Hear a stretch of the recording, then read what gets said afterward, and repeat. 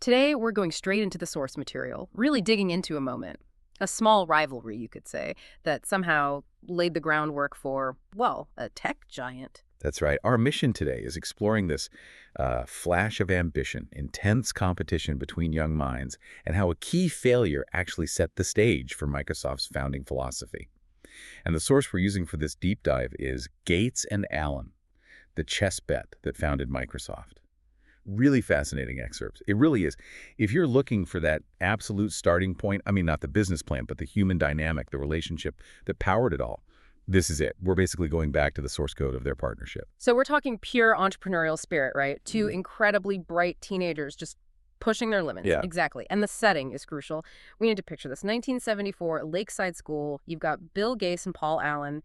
And their battlefield isn't like a sports field. It's the school's computer, Yeah, right? This yes. huge machine. Yeah, the PDP-10 mainframe. Yeah. A massive shared resource. And you have to understand, back then, computer time wasn't like it is now. It was scarce, valuable. Accessing it, let alone dominating it with a program, was a big deal. Okay, so that's the stage. What was the spark? The source talks about a specific contest. It boils down to a bet, a classic teenage challenge almost. Who could write the better chess program for that PDP-10? A chess program. That sounds complex for the time. Oh, incredibly. And the prize. Officially, it was just a month's worth of soda. Right, okay. Soda. Seems small. Well, yeah, the soda was trivial. But the real stakes, that was about reputation, bragging rights, and, as it turned out, the future of their partnership. Okay, let's unpack that drive, especially from Bill Gates. The source paints a picture of some serious intensity here, not just a hobby project. No, definitely not. It was a serious test of will. Gates, even as a teenager, showed that kind of intense, almost obsessive focus he became known for later. So what did that look like? Well, the source says he just completely threw himself into it, pouring weeks, literally weeks, into coding his version of the chess program. Non-stop effort. And technically, that must have been tough in 74. Monumentally tough. We're talking precision assembly language coding, trying to squeeze every last drop of performance out of that machine's limited memory and speed. You had to optimize every single line. It was incredibly challenging work. And that kind of intense focus, I mean, it usually comes at a cost, right? It wasn't just skipping a bit of homework. No, the cost was pretty significant, according to the source. It highlights how Gates got so consumed by coding that he started seriously neglecting his schoolwork. Which must have been unusual for him. Completely unusual for a student considered so bright. And it didn't stop there. This intense focus also led to, well, clashes at home. Big ones. With his parents. Yeah.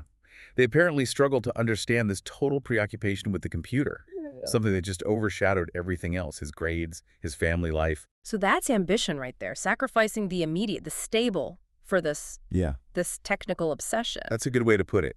It was an early glimpse of that relentless drive. Okay, so you've got Gates pouring weeks into this, clashing with parents, neglecting school. You'd expect him to win, right?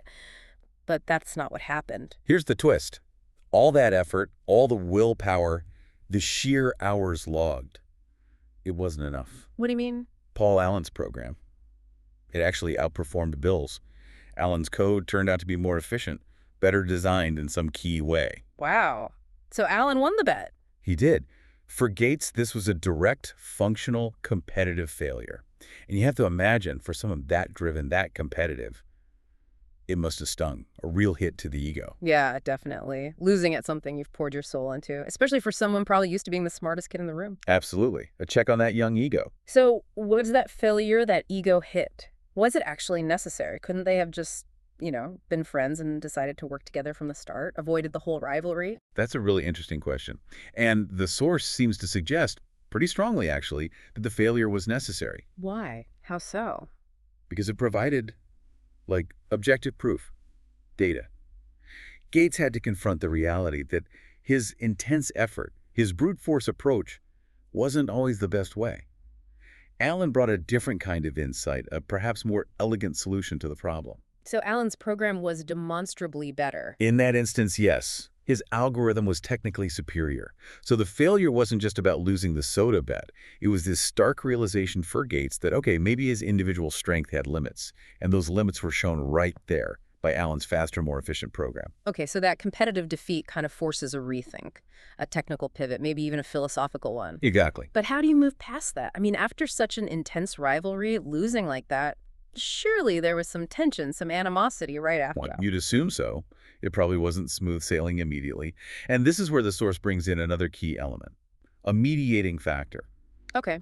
Like what? Apparently, a mentor figure from the computer club stepped in, someone who saw these two brilliant, very competitive minds basically trying to one-up each other. And this mentor saw potential beyond the rivalry. Precisely. He saw them focused on, tearing each other down, Hmm. in a way, and he offered them a different perspective, a new framework. What was the advice? What did this mentor actually say or do? Well, the lesson wasn't really about just, be nice to each other.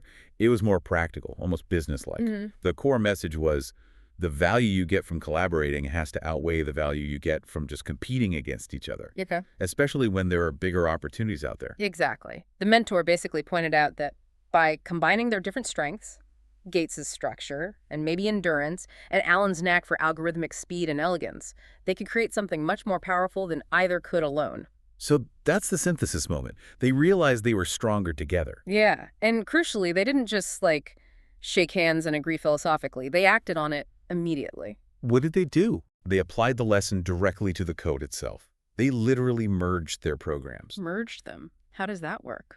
Well, they took the robust structure that Gates had built over weeks, the foundation he'd laid, and they integrated Allen's faster, more efficient algorithm into it. They didn't just throw Gates's work away because it lost. Right, they saw it as a solid base that could be improved, optimized. Exactly. They optimized it with Allen's winning insight. So this merging of their code, their technical approaches, Yeah. that was really the first working model of their future partnership, synergy in action. And what was the result? Did this merge program actually work better? Significantly better. The combined program was faster, it was more stable, and crucially, it used the computer's resources, memory, processor time much more efficiently than either of their original programs. Which at PDP-10, where time was money. It was a huge deal. It was a massive technical leap. It showed they had truly mastered optimizing for that platform. And this achievement didn't go unnoticed, right? The source mentions it impressed a local tech firm. That's the key connection. But why would a business care about a high school chess program? Seems a bit random. Well, think about it from the firm's perspective in the early 70s. They wouldn't care about the chess moves, obviously, but what they would care deeply about was expertise in making expensive mainframe computers run efficiently. That was the business back then. Ah, okay. So seeing these teenagers write code that ran better than what maybe even professionals were doing. Exactly. It showed this firm that these two kids had the goods. They had both the detailed architectural thinking and the elegant execution needed to manage costly computing resources effectively, potentially for profit. So that professional recognition stemming directly from their decision to collaborate after the bet, that was the crucial next step. It was the external validation. It proved their combined approach had real-world value and really foreshadowed what was coming next for them. So if we connect all these dots, Yeah. we've gone from a soda bet through intense competition, a stinging defeat, a lesson learned, and then collaboration leading to actual professional interest. That's the whole arc. This entire sequence, the source argues, is the real origin story, the aha moment for us looking back. It wasn't just about building a chess program. No. The source explicitly says this whole experience, the rivalry, the defeat, the mentor's lesson, the successful merge code, it planted the seed for Microsoft.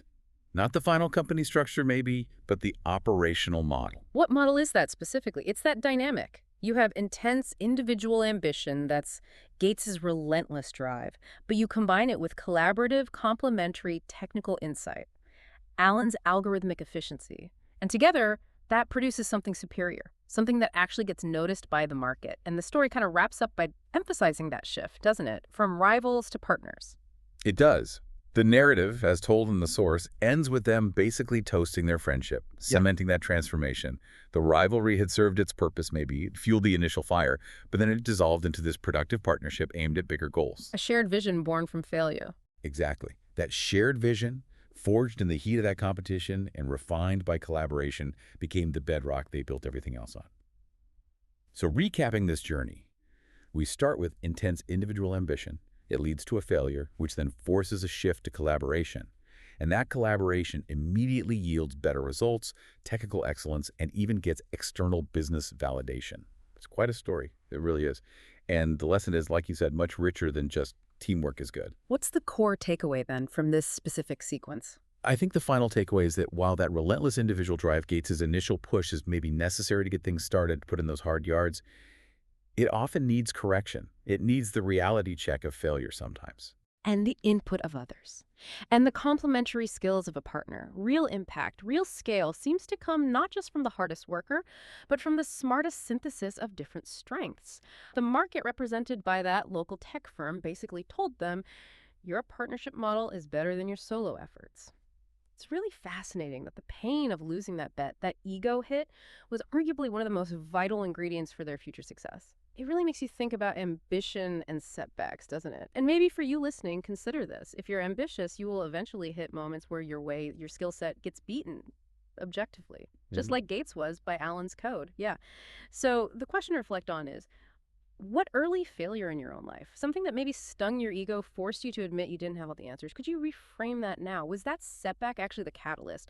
The moment that pushed you, maybe reluctantly at first, to seek out collaboration, to incorporate a different, maybe better approach? But that moment of defeat might just have been the pivot point that laid the groundwork for something much bigger, much more successful down the road. It might have been the key to your next great move.